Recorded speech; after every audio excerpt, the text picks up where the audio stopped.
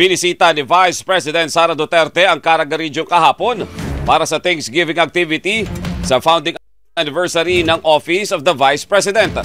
Nakasimpatya naman ang Vice Presidente sa kanyang mga kasamahan sa OVP na patuloy na ginigisa sa pagdinig sa Kamara. Nagbabalita at nagsaserbisyo sa Caraga si Hernel Tok. Biglang naging concern si Sara. Oo. Binisita. Ano bang binisita ni Sara yung mga kasama niya? Alam mo Sara, ganito, ang payo ko sa iyo kailangan mo sigurong pakisamahan ng maayos yung mga kasama mo diyan. 'Di ba? O gawin mong prinsesa yung mga buhay nila, 'di ba? Ituruin mo silang prinsesa. Kasi pag sinungit-sungitan mo yung mga yan, baka mamaya ilaglag ka. Patay tayo diyan pag nilaglag ka. 'Di ba? Marisa Sunakawa, salamat po sa iyong pakulay.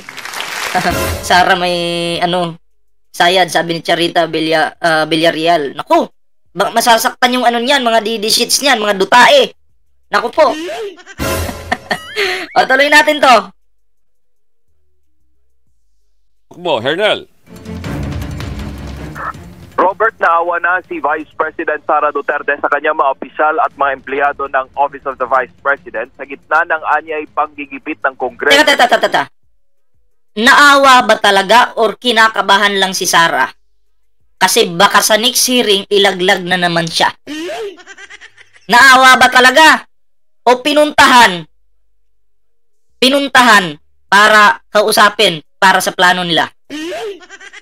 Para sa next move nila or sa mga susunod na hearing para makapaghanda sila. Naawa ba talaga o kinakabahan lang? Yun ang tanong. Kasi alam ko Sara hindi ka maawain. Doon pa nga lang sa mga binaha, wala kang awa. Hindi mo nga binisita. Hindi ka nagbigay ng tulong. Kahit na sana swimming ka na lang sa baha at tumulong, 'di ba? Wala, hindi mo ginawa Umiiwas ka sa baha. Buti pa nga si Leni Robredo Yun yung totoong may awa sa mga Pilipino. Ikaw, yung awa mo nagkukunyari ka lang Kunyari maawain ka, naawa ka sa mga kasama mo diyan sa trabaho mo, 'di ba? Pero ang totoo, kinakabahan ka na dahil baka mamaya bigla kang ilaglag.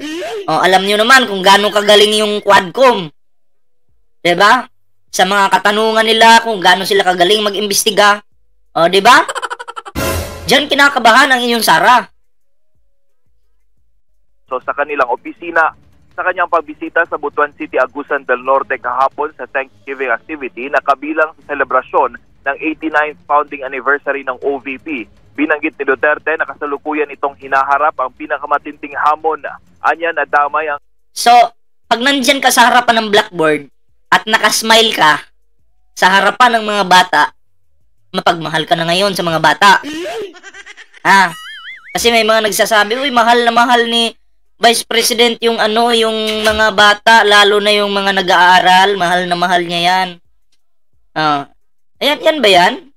Yan ba yung basihan para malaman na mahal mo yung yung mga bata? Ninakahawan mo nga ng budget yung DepEd tapos paano mo sasabihin mahal mo yung mga bata? Sige nga. Kalukuhan yan. Kung kung anak ko yung isa dyan, at alam kong darating yung Vice President, sasabihin ko sa anak ko, nak, mag-mall muna tayo, kain tayo sa labas, tapos wag ka munang pumasok kasi yung bisita walang silbi. Diba? Nako.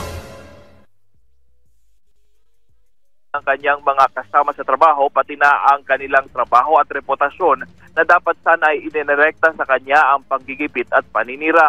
Itinanggi naman ni Duterte ang paratang ng isang mambabatas na nasa Caraga Region siya dahil nandun umano nagtatago ang isa sa mga hinahanap na staff na si Gina Acosta. Sabi ng Vice Presidente na maaaring mawala ng trabaho ang mahigit 100 tauhan at maaaring mapipilitang maisara ang... Biglang naging concern. Ginamit yung dahilan na yun para mabigyan siya ng budget. Ang galing Ang galing.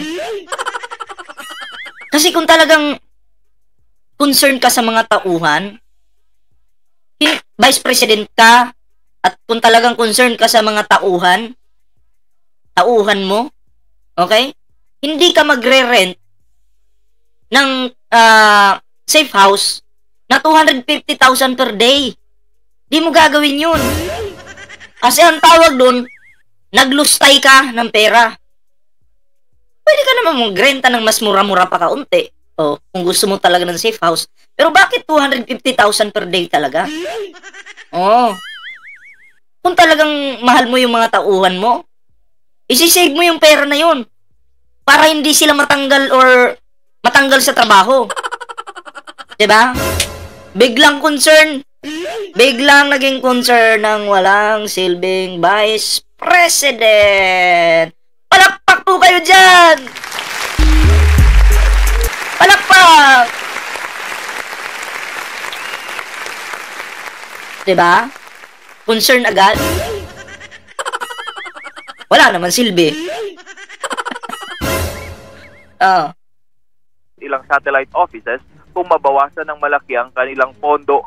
Itinanggi rin ni Duterte na duplication ang ginagawa ng kanilang opisina sa mga programa ng mga ahensya ng gobyerno dahil ang pagbibigay umano ng tulong mula sa OVP nagsimula pa umano kay dating Vice President Noli de Castro. Kaserbisyo mo sa Caraga Region, Henel Talk mo para sa Teleradyo. Ito. Isunod natin itong isang video. Okay? Ang due interference o labis na panghimasok sa pagsasagawa ng pagdinig. Ito ang dahilan kung bakit pinatawa ng contempt ng House Committee on Good Government and Public Accountability si Attorney Zuleika Lopez, ang Undersecretary at Chief of Staff. Paano ka ngayon? Nilaglag si Sara. Ang galing ng mga kongresista yung mga tanong nila talagang hindi ka makatanggi na hindi mo pwedeng kasi hindi biglang nag-oo, laglag si Sara. Hindi ka pwedeng sumagot ng iba. Siguro habang nanonood si Sara ng time na yan, pinagpapawisan ng malamig. Iniisip siguro ni Sara, huwag kang mag-oo, sabihin mo hindi. Pag nag-hindi naman siya, sino yung madidiin? Pahayahay lang si Sara, tapos yung mga empleyado niya, tatamaan ng hirap. Kasi magigisa sila at madidiin content pa yung iba. Staff ni Vice President Sara Duterte. Ang House panel ang nag-iimbestiga sa paggastos ng confidential funds ng Office of the Vice President mula 2022 hanggang 2023. Gayon din sa confidential funds ng Department of Education sa ilalim ng termino ni VP Duterte noong nakalipas na taon. Si House Deputy Minority Leader at ACT Teachers Party List Representative Franz Castro ang naghain ng motion na pinagtibay naman ng komite. May I move, Mr. Chairs, na nag-violate si Attorney Lopez dito sa ating proceedings or sa ating trabaho due to this Section 11. Bigla kong nalaman. Alak 5 na pala? Kasunod nito, alak 6 na. Hari ko. Alak. Yung oras! Ay, naku. Biglang sisingit-singit ito. Kala ko wala dito Anong alak na naman yan? Alak. Gina. Mamaya babanatan kita off cam. Babanatan mo ko. Ngayon pa lang naalala kita. Grabe yung sungit naman. Kaya huwag kayo mag-asawa ng machine gun yung bunganga, yung mga misis dyan Ano? Ano yan? Ano yan? Bango sige na, tuloy na natin to. Letter F, undue interference in the conduct of proceedings. May I move to cite Attorney Lopez in contempt, Mr. Chair. I move. 5 araw na madidetain si Lopez sa premises ng House of Representatives mula gabi ng Miyerkules, November 20 hanggang Lunes, November 25. Rinaldo Tabilog at shoutout kay Ma'am Dina Montañez Sa araw ding yaon, inaasahan ang susunod na pagdinig ng House panel. Bago ang pagpapataw ng contempt, iginigiit ni Lopez na wala itong kinalaman o personal na kaalaman sa paggamit, disbursement o paglalabas at liquidation ng confidential funds. Anya, nangangasiwa siya sa pagpapatupad ng socio-economic programs at external communication ng OVP.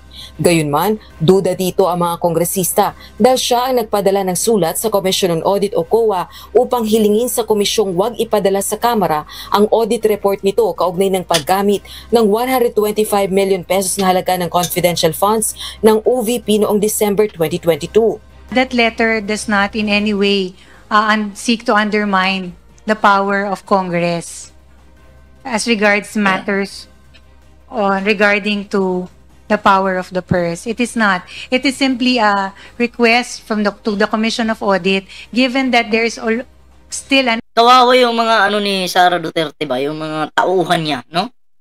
Kasi sila yung sinasalang dun eh. Sila yung tinutusta. 'Di ba? Si Sara yung si Sara yung may problema, pero iba yung tinatamaan. Hoy, dito ka, kukunin kita, ipapadala ko doon. Sige, pumasok ka doon ha. Oh. Ayan, nagigisa. Kaya si Sara, ayaw pumunta dyan kasi, unang-una, bobo yung babaeng yan eh. Walang may sasagot yan dyan. Ha? Walang may sasagot yan. Kasi mahirap pong sumagot sa mga taong nagtatanong sa'yo, lalo na kung magsisinungaling ka. Mahirap. Pero kung magsasabi ka lang ng totoo, kahit ano pang tanong yan, dire-diretso yung mga sasabihin mo kasi totoo yung sinasabi mo eh. Pero kung sinungaling ka, magdadalawang isip ka, tatlong isip ka, ay ayaw kong pumunta, iba na lang muna yung papuntahin ko dyan. Baka mapahiya lang ako, bobo pa naman ako. Oh. Kaya? An ongoing audit investigation. That's why we requested that since hindi pa naman po natatapos yung audit, hindi naman po din tama na ibibigay na muna yung ganong documents. But Attorney Lopez, that is not a call for you to make. Right? Your Honor, it was... Precisely because you are the agency that is being investigated. That's totally uncalled for.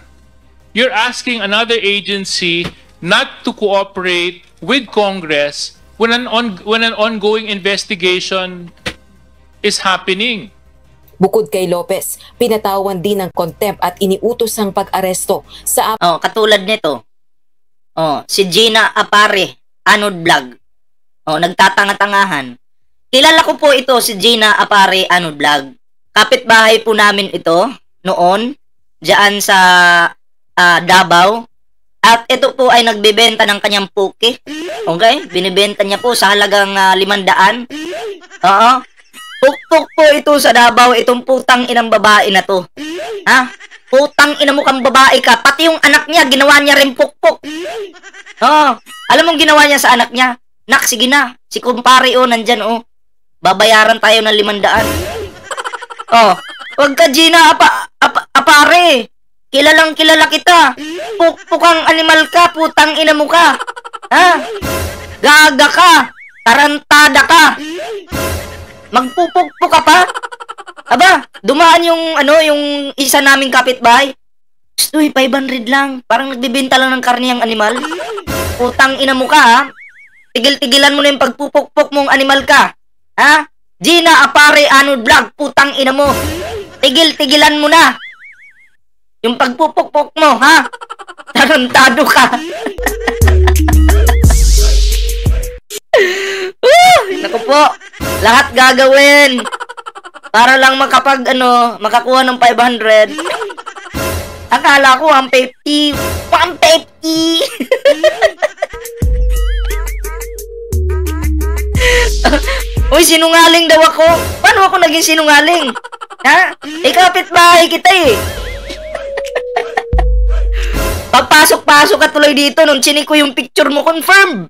Ikaw nga talaga to, hindi ako maaari magkamali, sabi ko, siya nga talaga to, di ba? Paano ako sinungaling? Huwag ka nga dyan, tatanga-tanga ka kasi.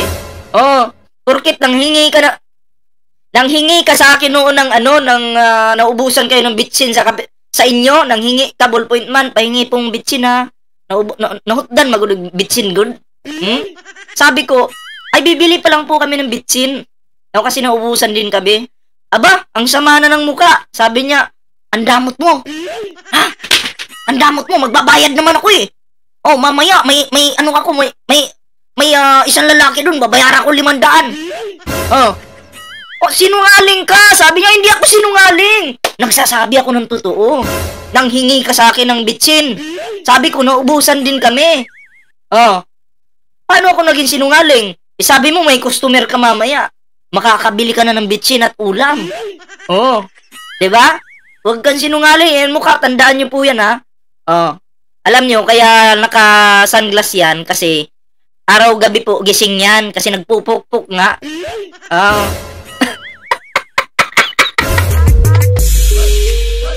O, tuloy na natin, tuloy na. Sinunog ko lang yung kabubuhan ng DD sheets na yan. Apat pang OVP officials na tumatangging dumalo sa legislative inquiry.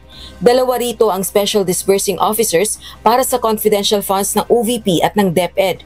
Samantala, nagpapatulong na ang House panel sa Philippine Statistics Authority, National Bureau of Investigation at Philippine National Police.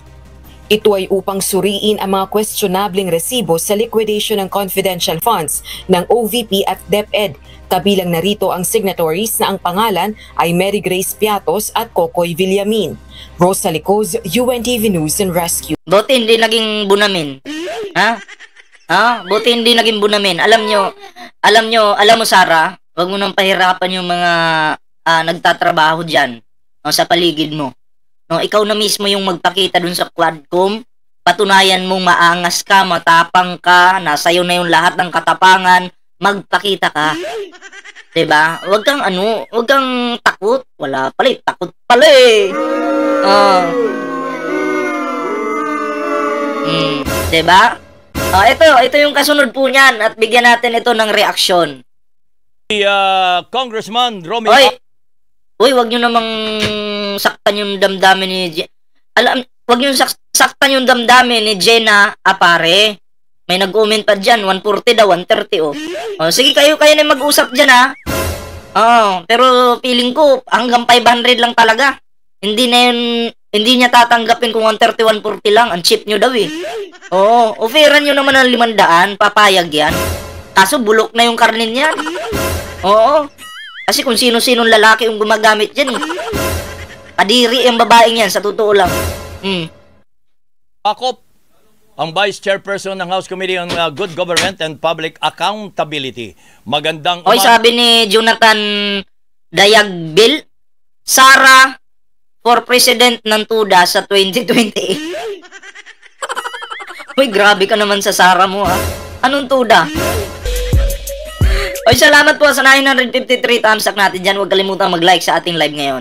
Tuloy! Maganda po, Congressman Akop. Good morning, Mr. Vice President. Opo. At sa iyong mga maraming tagapakinig at tagapanood.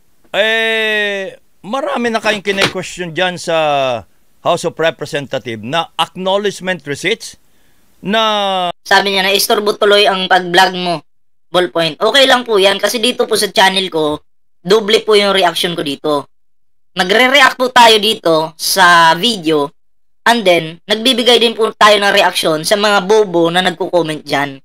Okay? Ganun po talaga ako kaya masanay na po kayo dito sa channel ko. Ganun lang yan. Kahina-hinala ang mga nakapirma at ang mga taong nasa likod nito.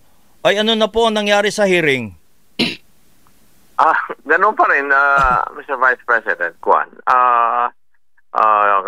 Kahapon, yung mga questions pa rin, may mga kasamaan ako na nagtanong tungkol sa mga allegedly bogus na acknowledgement receipts. Opo. Pero, yung ang karamihan ng mga tanong kahapon was or were directed to Attorney Zulaika Lopez, the Chief of Staff and Undersecretary sa office po ni... Salamat po, Ma'am BPM Squad Angelita sa iyong pa-like dyan sa ating live. Vice President Sara. Pero wala daw siya alam doon pag-uusapan na kung paano ginastos ang confidential funds para sa pagiging COS niya.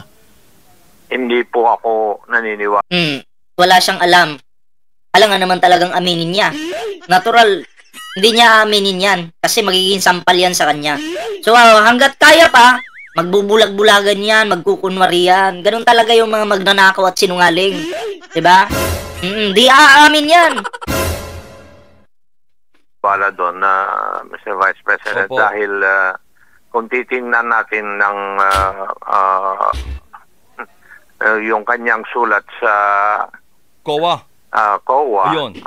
explaining po yung audit observation memorandum na binigay sa Office of the Vice President. Oh. Alam po niya dahil yung explanation explains or contains yung mga liquidation reports. Opo. And these are already details sa paggamit po ng mga pondo. Okay. So, nagsisimula pa lang ho kayong questionin ito. So, posible kaya Congressman Acop na meron pang lalabas na mga question dito kung sakasakali ituloy ninyo ang hearing? Ang saga ng akin na Mr. Vice President, kailangan dumalo talaga yung tatlong tao. Ay, yung apat pala, yung mag-asawang Ang pagkakaalam ko may 4 pang hinahabol ng Quadcom ngayon eh. Fajarda. Opo. Yung kasi si Mrs. Fajarda is one of the special disbursing Correct. officer. Opo. At saka si Madam Gina Acosta. Oh. Yun din ang isang special disbursing officer. At saka si Mr. Ortonio na siya ang gumagawa ng mga communications na pinipirmahan ni Attorney Lopez or pinipirmahan nilang dalawa, si Attorney Lopez at saka si Mr. Ortonio. Ayun, sila makapagpapaliwanag nito dahil maraming kine-question no dito. Katulad ng mga resibo na nagpapakita ng disbursement na sinagawa at least 12 probinsya in a single day? Opo. Parang garapalan na ito, Congressman. Masasabi ko lang sa mga tauhan ni Sara Duterte, eto, kayo yung ipapahamak ni Sara. Kayo yung isasalpak doon ng isasalpak samantalang siya nagpapaayahay. Ngayon, papayag ba kayo na masira ang buhay ninyo dahil kay Sara? Alalahanin ninyo, may mga binubuhay din kayo, may pamilya kayo, may anak kayo. Paano pag nasira yung trabaho nyo? Ano pang ipapalamon nyo sa pamilya nyo? Sige nga. Samantalang si Sara nagpapahayahay lang. Sarap buhay eh. Kayo hirap na. Dumudugo na yung ilong nyo. Kasi nag-iisip kayo kung ano yung isasagot sa tanong ng mga nagtatanong sa inyo. Uulitin ko yung tanong. Papayag ba kayo na mapahamak yung trabaho nyo?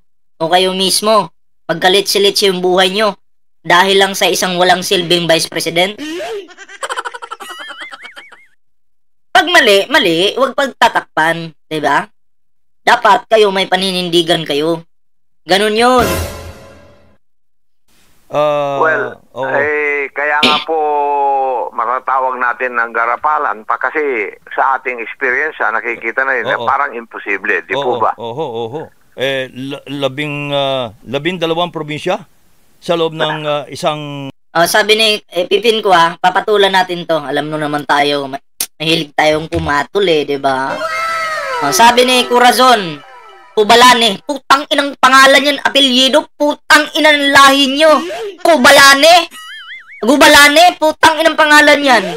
Corazon, pang matanda pa yung animal na pangalan na yan. Matanda. Yan yung mga pangalan. Ito si Corazon Gubalane makinig ka, putang ina mo ka. Sasabihin mo wala akong alam? Nagbibigay tayo ng reaksyon dito pag sampal sa inyo, sasabihin nyo wala akong alam. Bobo ka? Animal ka? Tarantado ka? Pagkahihiyan ninyo, sasabihin nyo wala kang alam. Bakit? Kayo may alam ba kayo? Putang ina mo ka? Kaya wag kang pikon. Kasi ako, hindi ako pikon. Nang bababoy lang ako. Diba? Doon kami sa katotohanan. Samantalang kayo, pilit niyong pinagtatakpan yung katarantaduhan ng inyong Vice President. Diba? Kahit mali na pagtatakpan nyo. Anong sabi niya dito? Babasahin ko ha. Saan ba? Binura kasi binura, may nagalit. Sayang ka, binura. Hindi ko na mabasa yung comment eh. Wala na. Binura. Basta ang masasabi ko na lang sa'yo, Corazon, Gubalane, lumabas ka dyan sa bahay mo. Paglabas mo, dahil bobo ka, maghubad ka lahat, takbo ka nang nakahubad. Diba? Kasi wala ka na sa ayos eh. Hubad ka na, takbo ka, takbo nang nakahubad. Payo ko yan sa mga taong tangang katulad mo.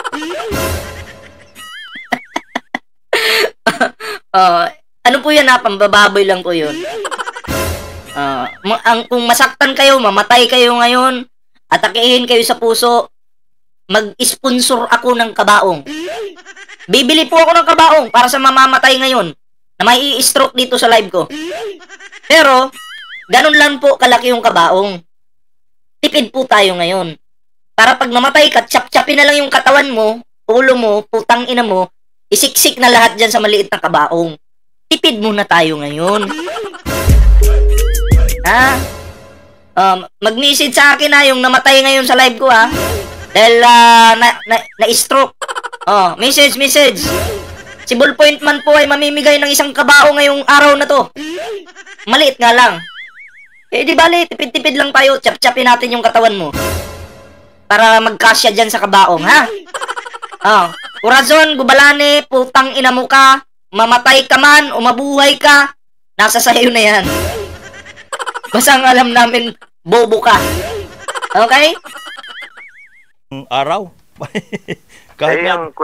Ang question na lang po doon, Mr. Vice President, is 125 million used in 11 days, 5 of which are holidays.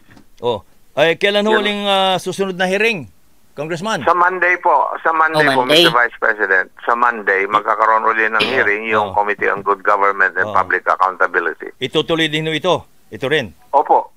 Sana ang sabi namin na darating na yung 4 na tao na yun. Sana. Pero yung tungkol sa mga pulis. Ano pag hindi dumating? Mga kasamahan niyo dati ito. Shoutout muna kay John Mark Nobleza, shoutout sa'yo. Kay Lionheart Blue, shoutout. Kinasuhan, wala man lang abogado, yung mga napatay ng mga pulis. Grabe ho yun yung report na natanggap namin. That matter was taken up doon po sa hearing ng Committee on Public Order and Safety. However, nag-decide po yung committee na ipasa na po sa Quadcom yung issue na ito.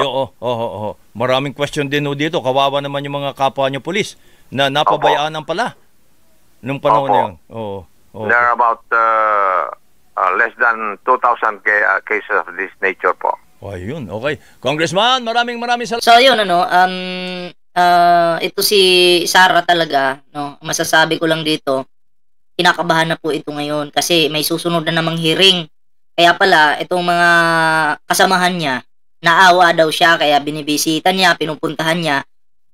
Pero ang tanong, maniniwala ba kayo na may awa siya? Ako'y naniniwala. Sa akin lang to bahala kayo. Ako'y naniniwala na kaya pinupuntahan ni Sara yan. Kasi, nagbubulungan yung mga yan. Hoy, sa next hearing, ito yung sasabihin mo Huwag mo naman akong ilaglag. Atin akong bahala. Marami akong sobre dyan. Sige ka. Huwag mo akong ilalaglag kasi pag maganda yung sagot mo sa hearing, may bonus ka. Di ko naman sinasabing ganun, totoo. Pero malay natin, ganun nga. Malay natin. Yung sinasabi niyang naawa siya kaya pinuntahan niya, huwag kayong maniwala doon. Pero yung pumunta siya dahil may ichichismis, may sasabihin, pwede yun. Diba? Huwag kayong magpapaniwala sa mga sa mga maawain ko na yung mga dutae. Diba? Huwag kayo dyan. Pero yung, kasi magkakaroon ng sunod na hearing, gumagana na yung utak ni Sara niyan. Kung ano yung ituturo niya sa mga isasalpak niya doon sa hearing. Papalakasin niya yung loob niyan. Huwag mo akong nilalaglag, ha? Huwag ka mag-alala, akong bahala. Oh. Diba? Uy. Grabe naman. Ganun po yan. Kaya si Sara, Corazon, Gubalane, si Sara ay walang silbi para sa amin. Tingnan natin kung sino ang mga sikat. Sige, tingnan natin kung sino yung sikat. Kasi hinahamon tayo ni Corazon eh. Press 1 kung BBM, press 2 kung Sara.